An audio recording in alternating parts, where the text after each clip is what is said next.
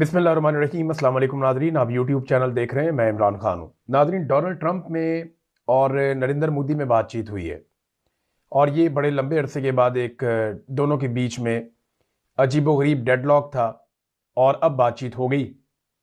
Donald Trump ने भारत पे pressure डालने के लिए पाकिस्तान के फील्ड मार्शल को और पाकिस्तान के वज़ीर आज़म को काफ़ी उठा कर रखा हुआ था और बार बार डोनाल्ड ट्रंप भारत को शर्मिंदा करने के लिए ब्रांड न्यू ब्यूटीफुल प्लेन्स इस किस्म के वर्ड इस्तेमाल करता था कि भारत के बड़े खूबसूरत नए नकोर तैयारे जो है वो पाकिस्तान ने साथ गिरा दिए। और डोनाल्ड ट्रंप कोई और बात नहीं करता था, उसने भारत को काफ़ी शर्मिंदा किया। पाकिस्तान को इसका फ़ायदा हुआ कि इंटरनेशनली भारत की बेइज्जती होती थी और क्योंकि पाकिस्तान और भारत का मुकाबला रहता है लिहाजा पाकिस्तानी बड़े खुश थे। अब जनाब, मैं पहले दिन से एक बात कर रहा था कि भारत और अमेरिका की जो दोस्ती है, याराना है, ये बहुत पुराना है और ये चीज़ें उनकी सेटल हो जाएंगी। तो आप इसको ये ना समझें कि अमेरिका के साथ आपके जो ताल्लुकात हैं वो बड़े शानदार हो गए। इसको आप यूं देखें कि अमेरिका इस वक्त इस्तेमाल कर रहा है आपको भारत के खिलाफ और भारत को सबक सिखा रहा है और डील के ऊपर लेकर आ रहा है जिसपे वो भारत को लाना चाहते थे। अब जरा ये तारीफें सुने एक दूसरे की। पहले आपको मैं सुनाता हूं डोनाल्ड ट्रंप का जो ट्वीट है। डोनाल्ड ट्रंप ने अपने ट्वीट में, ट्रांसलेशन है दोनों की मेरे पास, एक नरेंद्र मोदी ने एक ट्वीट किया, एक डोनाल्ड ट्रंप ने किया। जरा सुने आप, आपको पता चले कि चल क्या रहा है। डोनाल्ड ट्रंप अपनी पोस्ट में लिखता है कि आज सुबह भारत के वज़ीर आज़म मोदी के साथ बात करना मेरे लिए एजाज की बात थी। वो मेरे बेहतरीन दोस्तों में से एक हैं और अपने मुल्क के एक ताकतवर और मुअज़्ज़िज़ लीडर हैं। हमने तजारत और रूस और यूक्रेन के दरमियान जंग के खात्मे समेत बहुत सारी चीज़ों पर बात की है। वो रूसी तेल की खरीदारी बंद करने और अमेरिका और मुमकिना तौर पर वेनेजुएला से बहुत ज़्यादा खरीदारी करने पर राजी हो गए हैं। इससे यूक्रेन में जंग खत्म करने में मदद मिलेगी जो इस वक्त जारी है और जहां हर हफ्ते हज़ारों लोग मर रहे हैं। वज़ीर आज़म मोदी के साथ दोस्ती और एहतराम के नाते और इनकी दरख्वास्त पर फौरी तौर पर मुअस्सर होते हुए हमने अमेरिका और भारत के दरमियान एक तजारती मुआहदे पर इत्तफाक किया है जिसके तहत अमेरिका एक कम शुदा बाहमी टैरिफ वसूल करेगा भारत से और इसे 25% से कम करके, पहले भारत के ऊपर 25% टैरिफ लगाया हुआ था और पाकिस्तान के ऊपर 19% लगाया हुआ था। तो पाकिस्तान बड़ा खुश था कि हमारा 19% है। अब उन्होंने भारत के ऊपर टैरिफ 25% से कम करके 18%, यानी पाकिस्तान से भी 1% कम कर दिया है। वो भी इसी तरह अमेरिका के खिलाफ जो भारत है वो टैरिफ जीरो कर देगा, इससे अमेरिका को भी फायदा होगा। फिर 500 अरब डॉलर का भी कोई सरमायाकारी की और खरीदारी की और तजारती एक डील हुई है। तो इस पे डोनाल्ड ट्रंप ने बड़े आला अल्फाज इस्तेमाल किए भारत के बारे में। भारत के साथ हमारा हैरत अंगेज रिश्ता मुस्तकबिल में मजीद मजबूत होगा। वज़ीर आज़म मोदी और मैं दो लोग हैं जो काम करके दिखाते हैं, ऐसी बात जो ज्यादातर लोगों के बारे में नहीं कही जा सकती। इस मामले पर आपकी तवज्जो का शुक्रिया। ये तो डोनाल्ड ट्रंप थे। अब आ रहे हैं आप नरेंद्र मोदी। उन्होंने कहा, आज अपने अजीज दोस्त सदर ट्रंप से बात करके बहुत खुशी हुई। ये जानकर मुसर्रत हुई कि मेड इन इंडिया मसनूआत पर अब जो टैरिफ है वो कम होकर 18% रह जाएगी। इस शानदार ऐलान पर भारत के 1.4 अरब अवाम की, यानी 1 अरब 40 करोड़ अवाम जो है, 140 करोड़ अवाम की तरफ से सदर ट्रंप का मैं शुक्रिया अदा करता हूं। जब दो बड़ी मईशतें और दुनिया की सबसे बड़ी जमहूरियतें मिलकर काम करती हैं तो इससे हमारे अवाम को फायदा पहुंचता है और बाहमी ताउन के लिए बेपनाह मौके पैदा होते हैं। आलमी अमन, इस्तेहकाम और खुशहाली के लिए सदर ट्रंप की क़यादत इंतहाई अहमियत की हामिल है। भारत अमन के लिए इनकी कोशिशों की भरपूर हमायत करता है।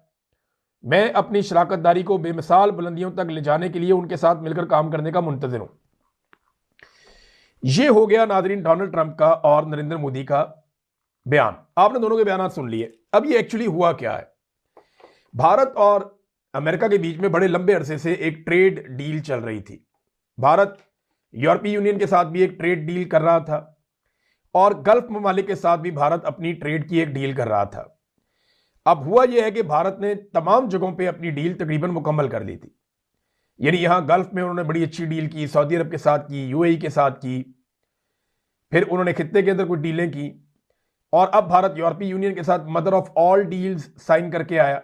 तो अमेरिका को इस बात का अंदाजा हो गया कि इससे पहले कि ये लोग हमारे बगैर सरवाइव करें, तो अमेरिका ने भी भारत के साथ एक ऐसी डील साइन कर ली जिसमें भारत को लगा कि अब उनका मुनाफा है, यानी जो पहले नुकसान हो रहा था वो नहीं है।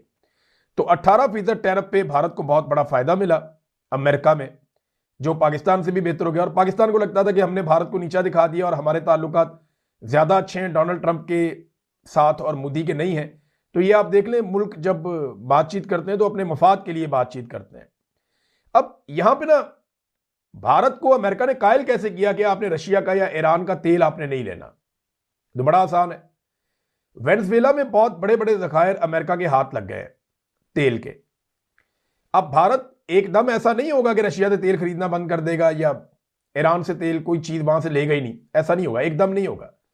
ये ग्रेजुअली होगा, वहां से कम करेंगे, आहिस्ता आहिस्ता आहिस्ता कम करेंगे और यहां से वेनेजुएला से जो है ये इनकी रसद बढ़ती जाएगी। अब यहां पे अमेरिका भारत को जो तेल फराहम करेगा वो भारत को उतने का ही पड़ेगा या उससे कम में पड़ेगा, क्योंकि कुछ ऑफर तो आपको करना पड़ता है ना। ऐसा तो नहीं हो सकता कि रशिया से आपको सस्ता तेल मिल रहा है तो आप अमेरिका से महंगा खरीद लेंगे, नहीं, वो भारत घाटे का सौदा तो नहीं करेगा। अब उनको वेनेजुएला से तेल मिलेगा। जबकि एक खबर ये आ रही है कि, और ये रॉयटर्स के ऊपर आई है, और रॉयटर्स ने ये क्लेम किया है कि एक RIA न्यूज एजेंसी है रशिया में, और ये मुख्तलिफ जगहों पे खबर छपी हुई है, ये पाकिस्तान टुडे में भी छपी है, ये खबर अभी माजी करीब में छपी है। ये खबर कहती है जी कि पाकिस्तान और रशिया भी कोई ऑयल डील के ऊपर काम कर रहे हैं।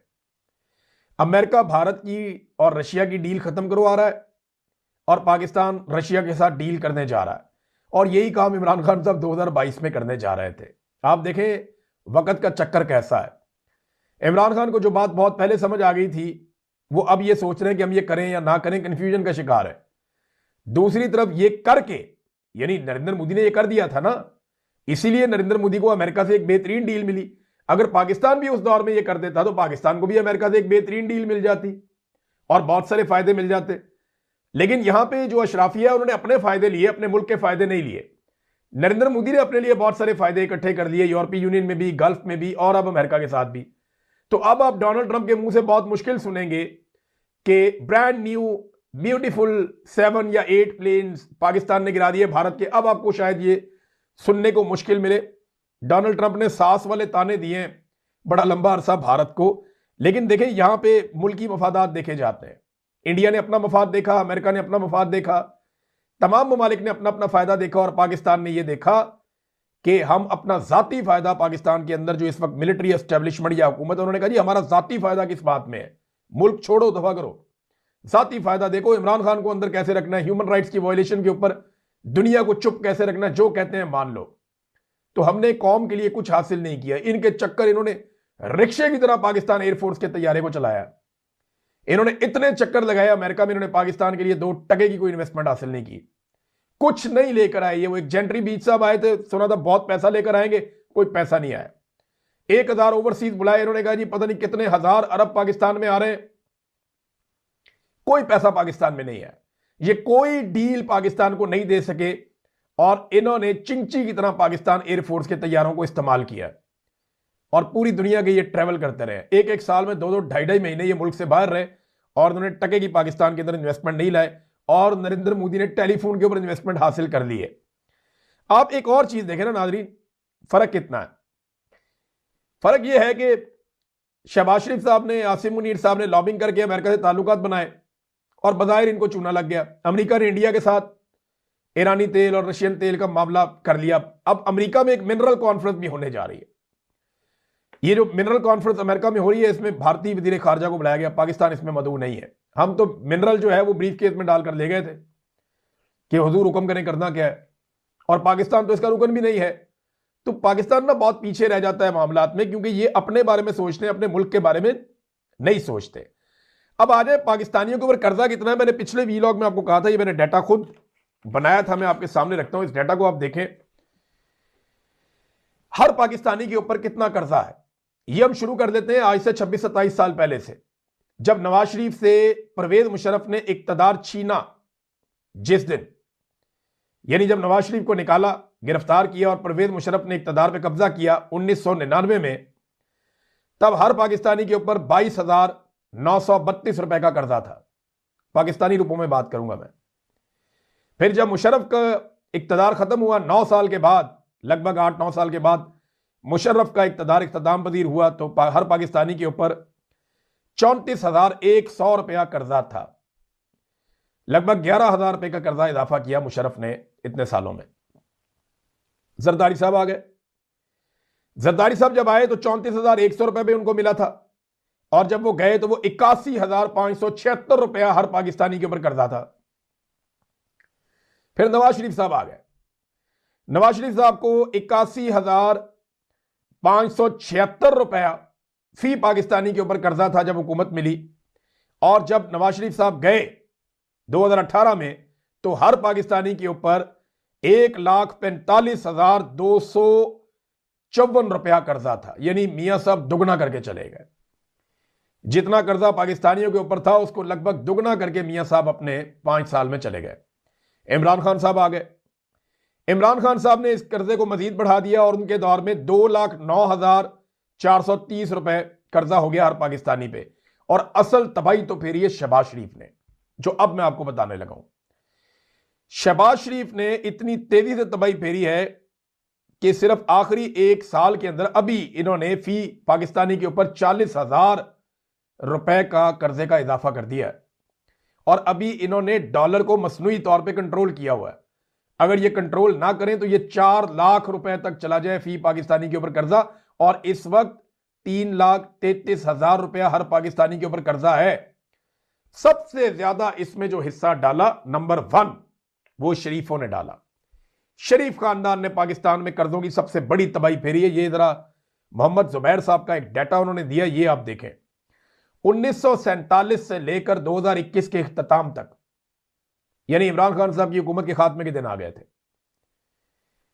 ये सारे अदवार के अंदर पाकिस्तान ने जितना टोटल कर्जा लिया वो 43 ट्रिलियन है। 1947 से लेकर 2021 तक वो 43 यानी 43 ट्रिलियन है। और शहबाज शरीफ ने गुज़िश्ता 4 साल के अंदर जो कर्जा लिया वो कितना है? 37 ट्रिलियन। यानी जितना कर्जा पाकिस्तान बनने के बाद से लेकर 2021 तक लिया, उसके बाद जनाब मोहतरम शहबाज शरीफ साहब को ला के बिठाया गया। तो इन 4 सालों में पाकिस्तानियों ने जो कर्जा लिया है, इतनी तबाही फेरी कि इन्होंने 37 ट्रिलियन का कर्जा ले लिया। जितना कर्जा हमने 75 साल में लिया उतना इन्होंने 4 साल में ले लिया। यह किया इन्होंने पाकिस्तान के साथ। ये डाटा आपके सामने रखना जरूरी था ताकि हमें याद रहे हमेशा कि पाकिस्तान किन लोगों की वजह से पीछे रह गया। अब नाज़रीन आ जाए बलूचिस्तान वाकये पर। अचकज़ई साहब ने कौमी असम्बली के अंदर बातचीत की है। उन्होंने कहा जी कैसे लोग 15 जिलों में आकर घूमते रहे, कोई शरीफ आदमी होता तो हुकूमत छोड़ देता। 2 घंटे तो कुछ भी नहीं हुआ। कल जो लोग आए थे वो मरने के लिए आए थे। इंटेलिजेंस एजेंसियों को क्यों पता नहीं चला कि क्या हुआ? अगर कस्दा ये है, ये सब कुछ हुआ तो बहुत बड़ी ज्यादती हुई। किसी टीवी ने हमले के बाद गाने बंद नहीं किए। कोयले की कानों पर जितना टैक्स हुकूमत को मिलता है उतना ही टैक्स BLA को मिलता है। उन्होंने कहा कि आए बैठे और पाकिस्तान को बचाएं। आप बताएं मुल्क में कौन कलाशनकोव लाया? हमने तालिबान को सपोर्ट किया और तरबियत दी। ज़िया-उल-हक ने तालिबान को फ्रीडम फाइटर कहा। हमने तालिबान को सिखाया कि छावनियों में घुसा कैसे जाता है। अफगानिस्तान के साथ बात करें, दुश्मनियां मुस्तकिल नहीं होती। महमूद अचकज़ई साहब समझा रहे हैं, अपोजिशन लीडर हैं, और वो ये भी कह रहे हैं कि कोई जिम्मेदारी कबूल करने को तैयार नहीं है। किसी ने इस्तीफा भी नहीं दिया इस सारे मामले के ऊपर। जबकि तहरीक तहफ़्फ़ुज़ आईन पाकिस्तान ने वज़ीर आला बलूचिस्तान जो हैं उनकी जानिब से जिस किस्म के स्टेटमेंट दिए गए उन पर तहफ़्फ़ुज़ात का इजहार किया और उसके ऊपर उन्होंने एतराज़ भी किया, मजम्मत भी की।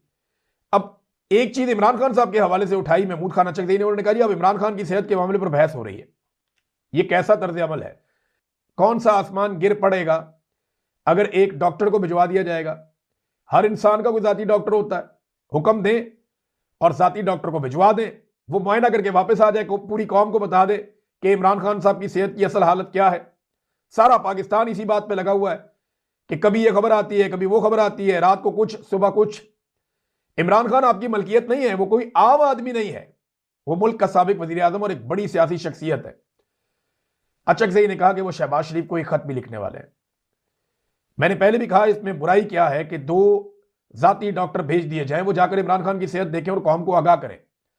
हर बात को तनाजा बनाना, हर मामले को सियासी हथियार बनाना, यह दुरुस्त नहीं है। देखिए, यह बात दुरुस्त है कि इस वक्त पाकिस्तान की एस्टेब्लिशमेंट के अंदर भी 2 राय है। एक राय यह है कि इमरान खान साहब की डॉक्टरों से मुलाकात करवा दी जाए, बैनुल अक़वामी प्रेशर को और बाकी चीजों को टैकल किया जाए। दूसरी राय यह है कि इससे कोई ऐसी प्रॉब्लम पैदा हो जाएगी कि एक नया नैरेटिव बन जाएगा और हम फिर उस नैरेटिव को काउंटर करने में लंबा अरसा लगा देंगे।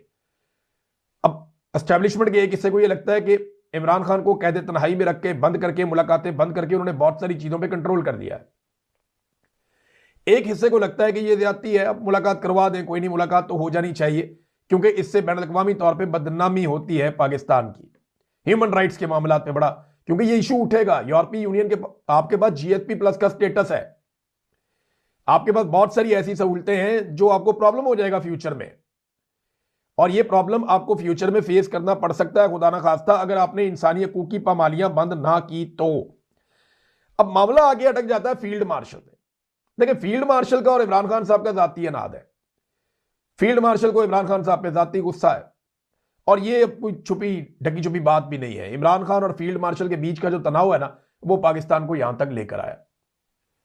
इमरान खान साहब कहते हैं जी मुल्क सियासतदान चलाएंगे, हम चलाएंगे, हम फैसले करेंगे। फील्ड मार्शल के दिमाग में कोई और चीज चल रही है, वो सियासी इंतकाम ले रहे हैं, और वो इमरान खान साहब को जाली केसेस के अंदर फंसा के अंदर बैठे हुए हैं, और उन्हें यह लगता है कि अगर इमरान खान को छोड़ा तो बाहर आके पता नहीं ये मेरे साथ क्या कर देंगे, क्योंकि वो ये जानते हैं कि जब इमरान खान को बाहर निकाला तो ये वो सियासतदान बन जाएंगे जिनके साथ पूरा पाकिस्तान खड़ा हो जाएगा, और जब किसी पाकिस्तान पूरा का पूरा किसी सियासतदान के साथ खड़ा हो गया तो उसके बाद अवामी ताकत है, वो कोई भी फैसला कर सकता है, कोई भी चीज कर सकता है।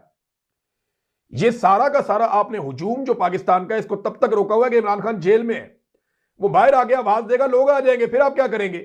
इमरान खान खुद मौजूद हो ना, तो वो खुद लीड करना भी जानता है, और वो लीडर भी बहुत बड़ा है। ये बात ये लोग जानते हैं कि इन्होंने मसनूई तौर पर कंट्रोल किया हुआ है सारे इन्वायरमेंट को। अगर इमरान खान साहब को बाहर निकाला तो कमांड उनके हाथ में चली जाएगी। अभी एक दावा किया मुशाहिद हुसैन सैयद साहब ने, ये उन्होंने पहली दफा नहीं किया, इन्होंने पहले भी दावा किया था और भी दावे किए थे। मुशाहिद हुसैन सैयद साहब कहते हैं कि तुर्की के सदर रजब तैयब उर्दगान ने इमरान खान को तुर्की ले जाने की पेशकश की। अच्छा, ये इमरान खान को नहीं, ये कोई हुकूमत के साथ बात करके गए थे। इमरान खान साहब से तो उनकी बात ही नहीं हुई, और इमरान खान को तो ये ऑप्शन ही किसी ने नहीं दिया कि आप तुर्की चले जाएं। पहले एक ऑप्शन उनको दिया गया था और बार बार उनको कहा गया था बाहर चले जाए, इधर चले जाए, यूरोप चले जाए, लेकिन इमरान खान साहब इनकार करते रहे। अब तैयब उर्दगान साहब वाली बात बीच में आ गई। इससे पहले मुशाहिद हुसैन सैयद साहब ने यह भी कहा था कि ट्रंप आएगा और वो आके कहेगा कि इमरान खान को छोड़ दो, तो फिर छोड़ दिया जाएगा, लेकिन ऐसा हुआ नहीं। हमने भी ये खबरें दी क्योंकि ओवरसीज पाकिस्तानी बहुत क्लेम कर रहे थे, उनके क्लेम हमने आपको सुनाए भी कि वो ये कह रहे हैं, वो ये कह रहे हैं, वो ये कह रहे हैं, लेकिन वो सारा कुछ नहीं हुआ ना। हुआ ये कि अमेरिकन एस्टेब्लिशमेंट ने ये जान लिया कि पाकिस्तान की एस्टेब्लिशमेंट को अपने काम निकलवाने के लिए इमरान खान नामी हथियार से ब्लैकमेल किया जा सकता है, और उन्होंने बेहतरीन इस्तेमाल किया इमरान खान का, और इमरान खान साहब के डर का बेहतरीन इस्तेमाल किया, और पाकिस्तान की एस्टेब्लिशमेंट से वो सारा कुछ करवाया जो करवाना मुश्किल था। तो अमेरिका ने एस्टेब्लिशमेंट की इमरान खान से लड़ाई को पाकिस्तानी एस्टेब्लिशमेंट को कंट्रोल करने के लिए बेहतरीन तरीके से इस्तेमाल किया है, और ये अब कोई ढकी छुपी बात नहीं है। तो कोई इमरान खान से तो पूछो जाना है कि नहीं जाना। इमरान खान तो कहते हैं मैं नहीं जाता, वो तो कोई डील करने के लिए तैयार नहीं है। फर्ज करें अगर आज इमरान खान साहब कह देते हैं जी मैं चंद चीजों के ऊपर बातचीत कर लेता हूं, या कोई डील भी कर लेते हैं, तो क्या उससे उनकी मकबूलियत कम हो जाएगी? मुझे तो नहीं लगता फौरी तौर पर कोई मकबूलियत कम होगी। वो जहां इमरान खान साहब मकबूलियत में पहुंच गए, छोटा मोटा डेंट तो कहते ही कुछ नहीं है। ये अब इमरान खान साहब की अपनी शख्सियत का, अपनी जात का फैसला है कि वो क्या फैसला करते हैं। उनको ये फैसला करने में, मैं पिछले वीलॉग में आपको बता रहा था, वो दबाव नहीं लेते, वो नहीं सोचते ये फैसला करने से पहले कि इसके बारे में लोग क्या कहेंगे। वो ये सोचते हैं ये फैसला मुझे मेरे गोल की तरफ लेकर जा रहा है या नहीं जा रहा। अगर उन्हें लगेगा कि मैं अपने गोल के करीब हो रहा हूं ये फैसला करके, तो वो कर भी देंगे। उन्हें परवाह भी नहीं होगी कि बाहर बैठे हुए, अंदर बैठे हुए लोग क्या कह रहे हैं, नहीं होगी। ये जो लोग कहानी सुनाते हैं वो इमरान खान को जानते ही नहीं है। नाज़रीन, आईजी पंजाब उस्मान अनवर को तब्दील कर दिया गया। मैं एक बात आपको बताऊं, इस आदमी को सुकून नसीब नहीं होगा, ये मेरा दिल कह रहा है। इसने बड़ी तबाही फेरी है। इसने मिडिल क्लास को तबाह करके रख दिया। चादर और चार दीवारी का तकद्दुस पामाल किया, खवातीन को गिरफ्तार किया, सड़कों पे घसीटा, बच्चों को मारा, बच्चों को गिरफ्तार किया। इसने लोग अगवा करवाए, इसने जाली मुकदमात बनवाए, बड़े पैमाने पर जुल्म, जबर और फस्तायत का आलाकार बना रहा, बल्कि खुद जुल्म करता रहा। लोग जबरी तौर पे जो लापता थे, सीटीडी के सेंटर्स के अंदर पड़े हुए थे, इसने बड़ा जुल्म किया। इसने जाली पुलिस मुकाबले इतने करवा दिए, 2000 से ज्यादा बंदा इन्होंने सिर्फ जाली पुलिस मुकाबलों में पंजाब में मार दिया। ये आईजी उस्मान अनवर है। इस आदमी को कभी सुकून नहीं मिलेगा। इसने लोगों की इमलाक को नुकसान पहुंचाया। आम लोग सिर्फ एक पॉलिटिकल पार्टी से वाबस्तगी की बिना पे ये उनके घर में घुसते थे और इसके ऑर्डर के ऊपर ये घर का सारा सामान तोड़ देते थे। एलसीडी, टेबल, चेयर, अलमारियां, खिड़कियां, गाड़ियां, उनके घर के कमोड और ये जो वॉश बेसन होते हैं, ये तक हर चीज तोड़ देते थे। इन्होंने बहुत तबाही फेरी, लोगों को इतना नुकसान पहुंचाया कि उन्हें 10-10 साल, 15-15 साल पीछे धकेल दिया। गरीब आदमी बड़ी मुश्किल से चीजें बनाता है। ये आदमी आला कार बना रहा, जुल्म का, जबर का। इसने जालिमों का साथ दिया और मजलूमों को कुचला। आप जिले शाह से देख लें, सहाफियों को इसने कुचला, आवाजों को इसने बंद किया। ये आदमी कभी भी अपनी जिंदगी में सुकून से नहीं रह पाएगा, मैं आपको ये बता देता हूं। ये जो मर्जी ड्रामा करता रहे ऊपर से कि मैं बड़ा खुश हूं, मैं बड़ा खुशहाल हूं, इसके घर में जो आदमी झांक कर देख सकता है ना, वो बताए कि क्या ये वाकई खुश है।